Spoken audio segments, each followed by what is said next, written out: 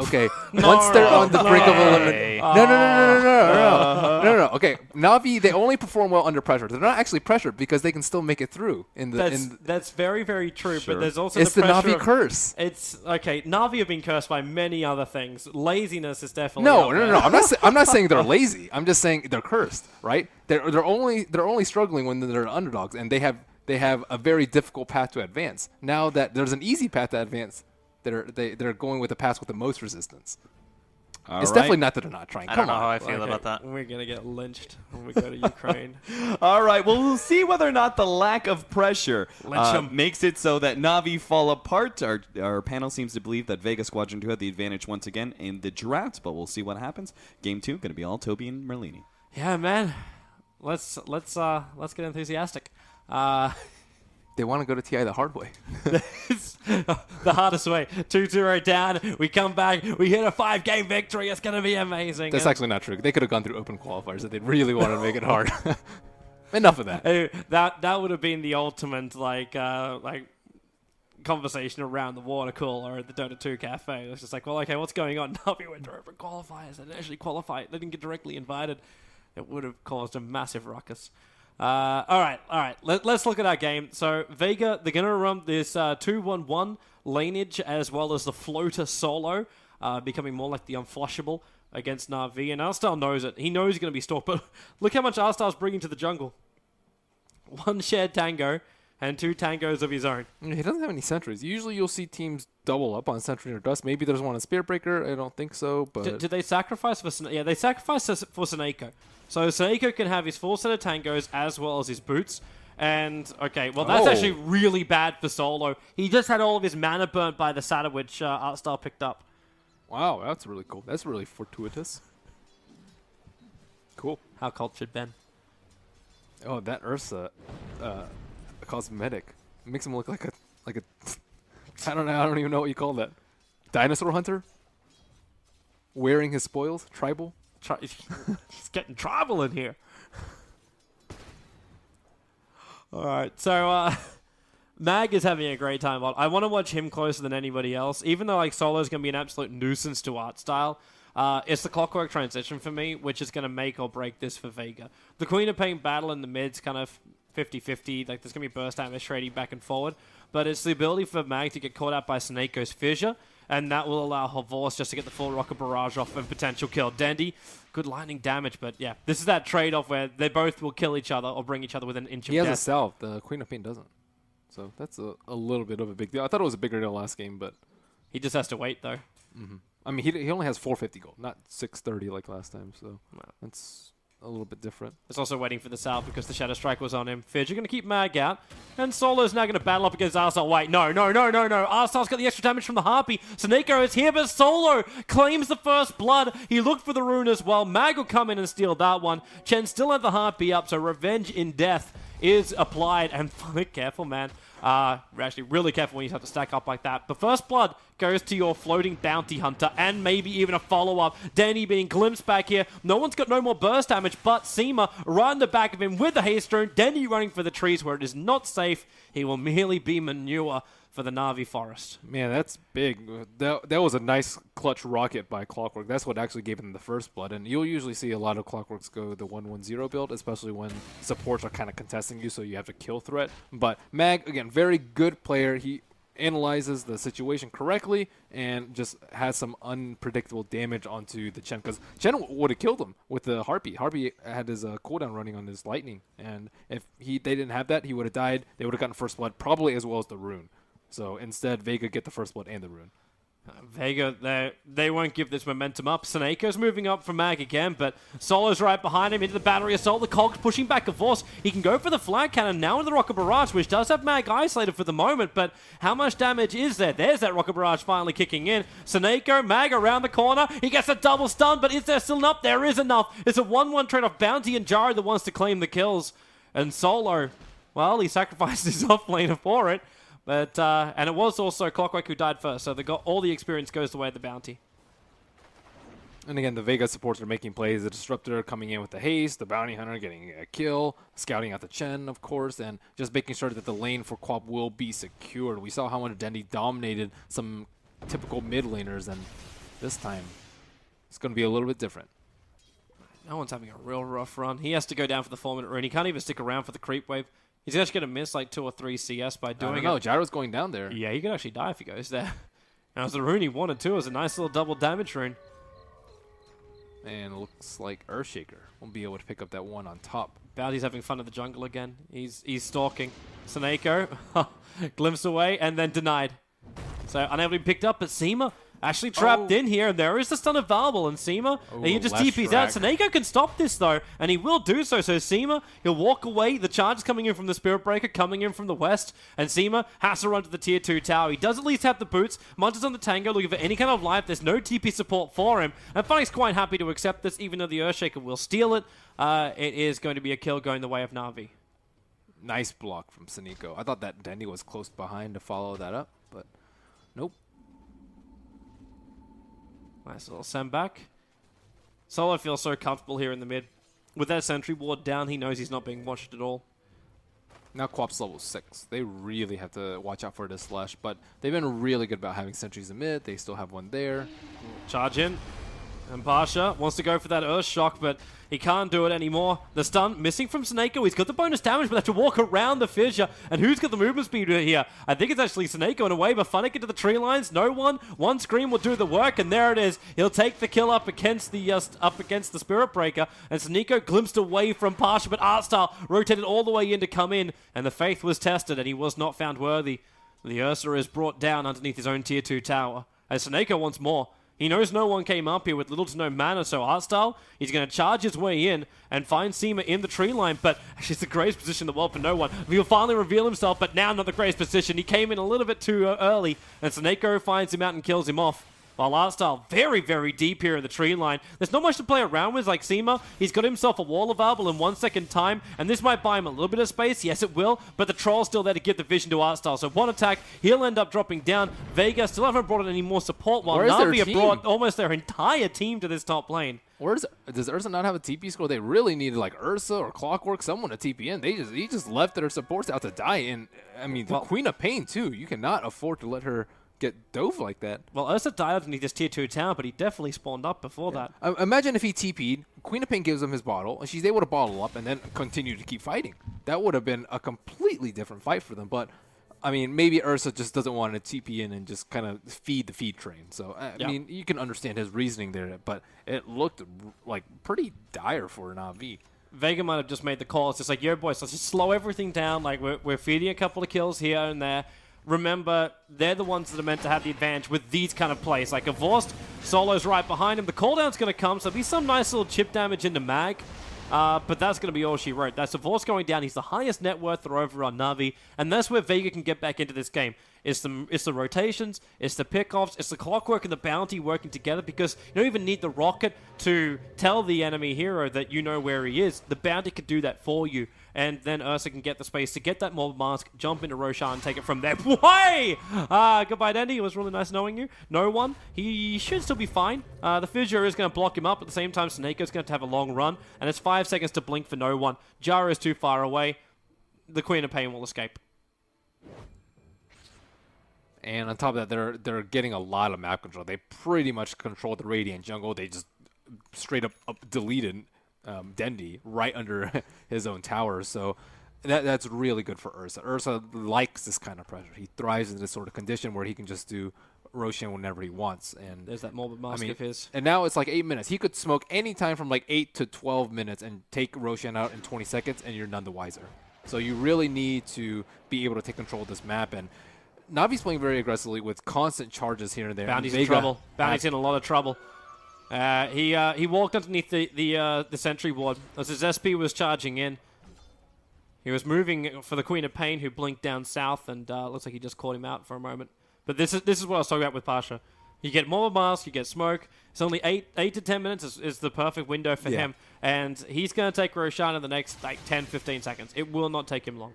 And they already had a drop in reserve and a sentry in mid, so it's pretty unlikely that they've been able to make their way over. They're pretty close, though, and this is that Chen creep. This is exactly what they're talking about. Come in, have a look, and see what's going on. You do commit a full creep to it, but now NaVi will probably even pull players off the top lane. Is this really worth it? Because is it the Clockwork? I think he's up on top lane now, farming up. It's actually the Bounty Hunter, so they're getting him level 6. This is one of the big problems with fighting against an Ursa. Like, he can always do Roshan, but you cannot. Yeah. And, like, he can just sit there, and you need, like, 2 or 3 people there to contest him. And then he can just do Ancient, since it's right there. He can just go farm another lane and just wait for another opportunity. Push back on Seema. It's enough to help get the kill, but Dendy might get isolated. The cogs from Mag, there's no mana for it. Nothing is available for him. He had the Battery Assault, but not enough for the control factor. And Vega giving a double kill over to Dendy. Yeah, easy. Nice plays by Funnick. I mean, Funnick has just been charging people constantly and getting kills. And Vega, they're always outnumbered. And, you know, Bounty Hunter is really good at getting information, but the thing is, you don't actually need the information. You know what NaVi are going to do. They're going to charge, they're going to kill, they're going to try and protect Roshan, or sorry, contest Roshan. It does make the Bounty Hunter pick up that question mark. Like we're looking at something more like Rubik, someone who has control, waiting for NaVi to run at you, but can combo with the other heroes, where Bounty Hunter is more of the, I have to do something on the map, I have to be active, which means running into potential peril. Yeah, and he's just not as good. Like, they had people there to try and counter gank for the Disruptor, but it just couldn't stop the charge, couldn't stop another strike, and he got all his spells up before Glimpse. Here comes that charge again. They're looking for the bounty. And he's moving into a position where they could potentially kill him off. The Gyrocopter is in the neighborhood, so he could go a little bit further east, but they end up canceling the charge, and Solo will walk into Radiant territory. And he's got perfect vision with his own Observer Ward. But where's that sentry? It's a little bit further up towards the mid-tier 1 tower. So he does not want to come in range of this. And I think he's actually poking around, trying to see if there is vision. And now in comes just Sonic Wave, and that's a track kill. That's actually quite big. That's really good money for them. And it's Bounty Hunter who ends the streak of Chen. Wait, Chen had a streak? How many kills did he pick? I know he picked off the Ursa behind the tier 2 tower. Okay, yeah. It was actually not too shabby. Yep. And track kill, Bounty Hunter is at the coveted level 6. And they had to deal with that Centaur creep in some way just so they could do Roche ASAP. Well, it's like someone's getting charged on top. Earthshaker's there to follow up. And there'll be the Ursa himself. Saneko looking to start with a fissure. He is going to be able to connect. And Funnick, where's this TP support? Well, there's no tier 1 tower, and he's just raged up. That is one angry bear. Careful about the life points. They can be taken away, but then the bash connects in on Pasha. He wants to Earthshock and get himself some space, but instead just does as much damage to Saneko before death. The track is up on Saneko, and there's a lot of rotation on the way in here. Saneko he should have Fissure available now. Throws out the Echo Slam, controlling up Mag, but disrupt the wall and ulti. Funnick is trapped inside of it. Saneko going to be dragged back to the northern part of it, and with a scream from no one, they can mop him up. It's a double kill coming in for Mag, of all people, after he was the one looking to be dead to rights. And that's with a track kill, but there's more fun to be had. That was a track of Dendy coming in, but the fun is not over yet. Dendy, another track kill. If they can just finish him off, he's ticking down the Shadow Strike, and they're going to get the bonus money. There's a lot of heroes up there for Vega, all it's getting the bonus cash. What a timely regeneration rune. Very nicely played by the Queen of Bane. Just taking his life to the limit there. Almost 1,400 gold for the Bounty Hunter for that kill. And they're going to get more. Because this art style, you Shadow Striked up, and I think there's also an Orb of Venom on that Bounty Hunter, so you're not running away from him. Yeah, you got Earn Touch, you got everything. This Solo's movements have been absolutely superb. He deserves to be the number 1 net worth on his team. Pasha, he doesn't really deserve this, but he's a bear, and this is just like hatred against bears right now by NaVi. They're hunting him all across the map. It's really bad for Vega that Ursa keeps dying. Because if Electra keeps dying, that's fine. Gyro can carry his weight. But if Ursa keeps dying, I don't think Queen of Pain can carry the weight. Just because is it really that bad, though, if you can just get like Aegis Immortal in for Ursa? Like, that's... Yeah, that's pretty good. And they need track kills there for him, but he's never there for the track kills. So his influx of gold is at a minimum. True. Hookshot looks like... He really needs that first Roshan to work for him. Yeah, he does. Like, that's really the way he gets back into this game. But now the Bounty Hunter's being a lot more effective. He has a mech? What? So, well, I suppose when you get that much money, he's a team player. He's number 3 on net worth. That's absurd. He needs more help, though. And it's the smoke coming in right now from Seema as well as Mag. Of Vorst, well, they'll glimpse him straight back into the ultimate. He might get his cooldown off, but that mech of Solo repairing all of the damage. Like, he went Arcane Boots, so he's got the mana to support the usage of the mech. That's just incredible that he has this much farm. Like, I'm wondering now if he can also go into something more like a Yule Scepter so he can control the SB, but actually have the mana regeneration. Like, the pool's there, but he doesn't have the great mana regen. Oh, they're actually charging in for this. Oh, they're pushing him back. Funnick, get the hell out of there. Glimpsed away, Mag. There's those cogs splitting up the fight again and isolating Seneko. The battery assault stopping him from getting that fissure off. He's going to go down. Mag will be just as unlucky, though, with that pulse turret from Denny doing serious work up against the Ursa, too. He did not want to be there. And Solo, he needs an escape mechanism. But what is really here? Nothing, because the Edict's doing its work. And Solo, 21 HP he dropped down to. He is running away. Denny was out, and he will survive 14-13. They keep the bounty alive. Barely. Yeah, that Ursa cannot fight. He cannot fight. not without Aegis. He's 3.1k now. He's got less net worth than the Chen. This is a problem. This is a real problem. Unless they just turn bounty into a core now. And Ursa is just merely a mean, like, he's a catalyst. He's the way they kill Roshan, but he's not the way they win the game. I don't know. I found Bounty Hunter might be able to do stuff though, just because I mean, having a mech, or he might be going for Guardian since he already has the Arcane and mech. Like having him this farm early in the game can almost compensate for that, because if they can survive the AoE burst from Leshrac, from Earthshaker, and of course keep Earthshaker from getting Blink Dagger, that's going to be a really big deal. Yep. He's been dying to the Clockwork in a fair amount of these engagements, but.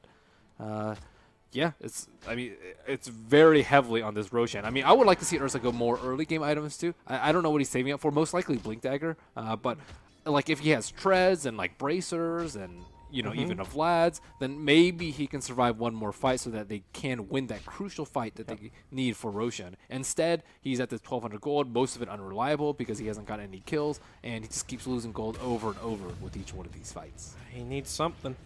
Because again, NaVi are going to force the issue before they can get comfortable. And with taking out the tier 1 tower in the mid and the bottom, as well as the top, that's actually all the tier 1 towers down for Vega, their ability to control Roshan is becoming a lot more difficult. If that tier 2 tower drops on bottom, then Vega lose a heavy amount of control of the map where they really want it. Like, they want to make sure that Roshan, they can always bring in support. This stupid bear right now is making life impossible for Vega because they can't even smoke into the pit. So Pasha is forced to move into the jungle to become that farm. He can't go out in the top because he's going to get initiated on by the Spirit Breaker because none of his team want to come that close. One big problem with Vega's lineup is they can't actually take down towers. Like, maybe a farmed Ursa, but all the T1s are still up. And Queen of Pain is decent getting kills, so is Bounty Hunter, but they can't actually transition that into any objectives. You know what you need? You need the classic Desolator build in the Bounty Hunter. That is it's nice. They can just pop Earthshaker. It's He's actually cheap. pretty darn close to his Blink Dagger. Oh. Well, not close enough. They're chasing him. There's a lot behind him. Earn charges. Solo going to go straight back to Invis. Attacks and slows him down, but there's a lot of support arriving at that tier 1 tower. So they cannot force the issue at all. Okay, so they're going Medallion. Maybe they can take down Roche quickly enough. I mean, generally what people do when they're in this sort of situation where they can't actually do Roche is to push the side lanes. Push mid, push bottom. And if they don't respond, you take the towers and then do Roche. If they do respond, then you always threaten coming in Roche from and keep behind. them around. Havorce wants to have a run over at Seema, but at the same time, you've got to keep your eyes peeled. And that Bounty Hunter, the ping came out from Earthshaker saying, I'm fairly certain Chen just got tracked from the back lines. Bounty Hunter can't play as cheekily as he normally would though, because if he like tracks and then tries to Shuriken and then Windwalk, he's going to get charged and he's going to die because Spirit Breaker has dust. Is this really the best thing for SB to go in for a Midas 18 minutes into the game? It might help you. Like, obviously, you're still going to finish your BKB after this. There's no doubt about that.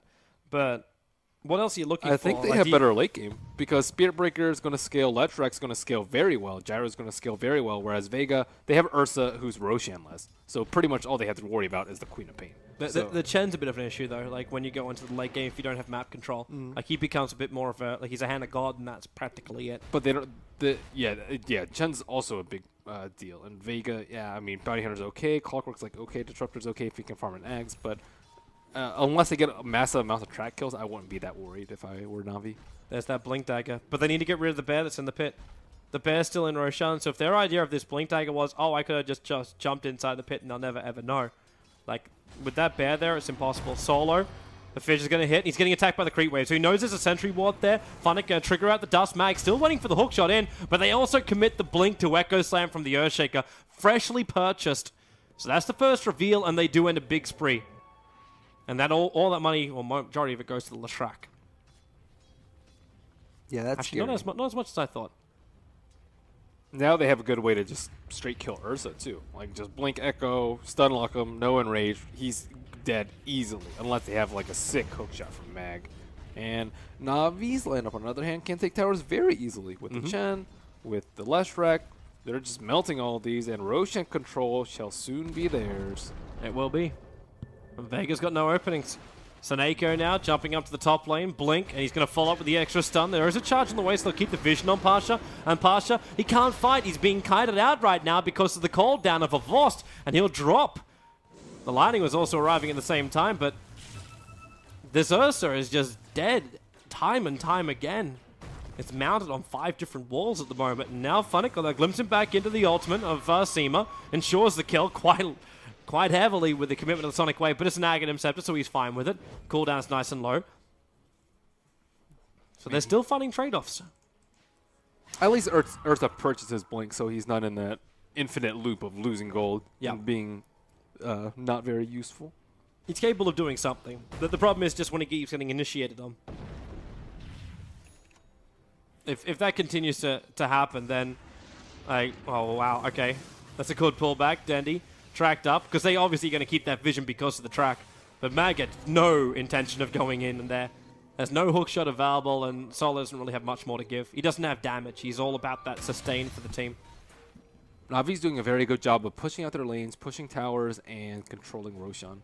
I think they're handling this Ursa pressure extremely well.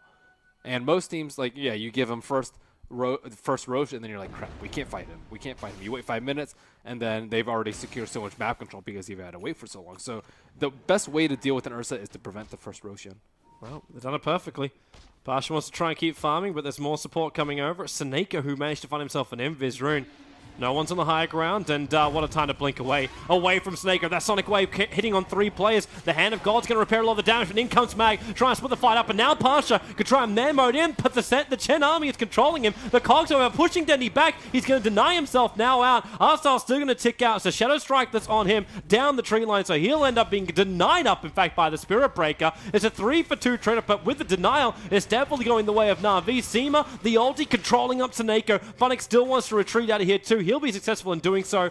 Horse, is there a glimpse? Is there something? There was a Shuri toss, but it wasn't thrown at the end of the day. So 19-17 at the end of the fight, and there was the buyback from the bounty hunter too late. So a 3-for-3 plus buyback.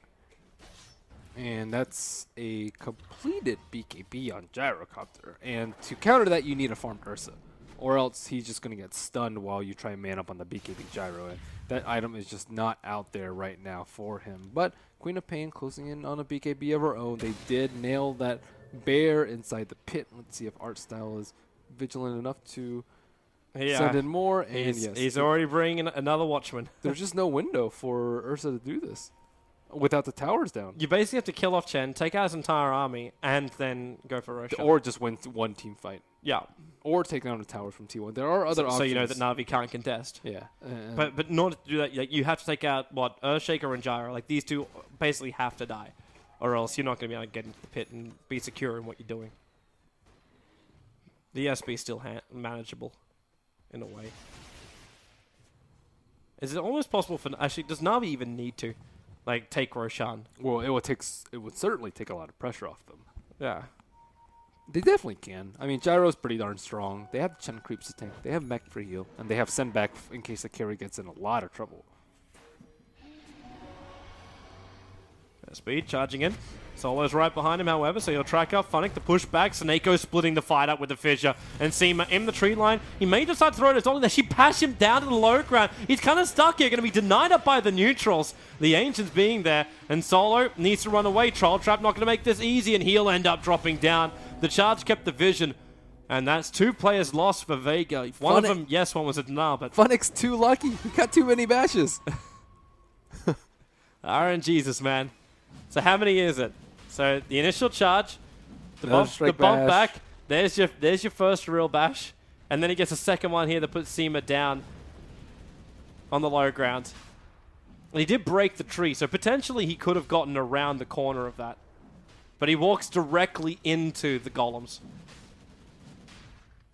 I don't know if you take aggro if you slip around the top. Either Okay, way. that's really bad for Vega.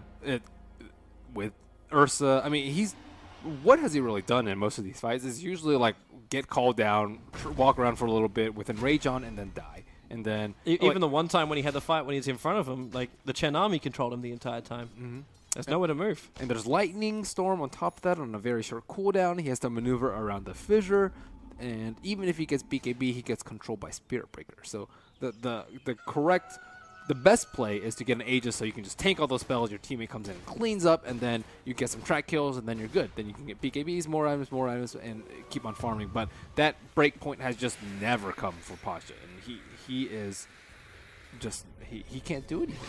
Yeah.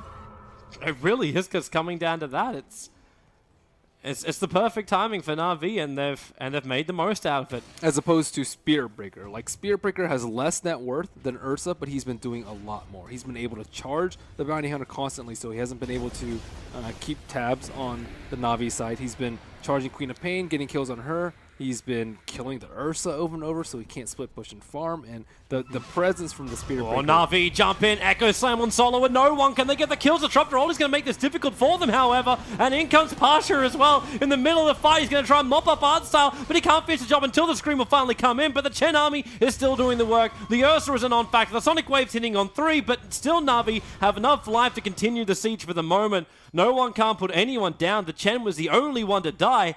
But it cost Vega so much to do it, and the buyback from the Quap. My goodness, these fights are so costly. What an engage. Huge Echo Slam. Sees the moment his team's already all walking there. Even keeping Pasha out. Like, he threw the fissure forward to make sure Pasha couldn't even jump. He had to wait so long before he could use that Bling Dagger. 3 full seconds in a fight before he can come in. And by that point, the control factors were gone. And the Chen army again. It's just one Troll Trap, one Centaur Stomp. That's all that's required to do it. Yeah, great. I mean, they're getting so much out of each and every one of these 5-man plays too. And Vega, Bounty Hunter, he does have a lot of benefits. He was able to get a lot of kills early game, get the mech, but in these sort of situations, like, mech can only do so much to save your team. There is just incredible amounts of damage with the Echo, the call down, Leshrek's AoE potential, and they're giving Vega like a little bit of what they like to play, just tons of AoE fight, and Vega actually shifted away from that a lot. They may get to shift back again into it. The series is gonna draw around a little bit longer. Well, that's why the draft was really interesting, because Vega got what they wanted last time. This time, they counter the Queen of Pain pick with 2 even more heavy AoE damage heroes with the Leshrac and the Gyrocopter.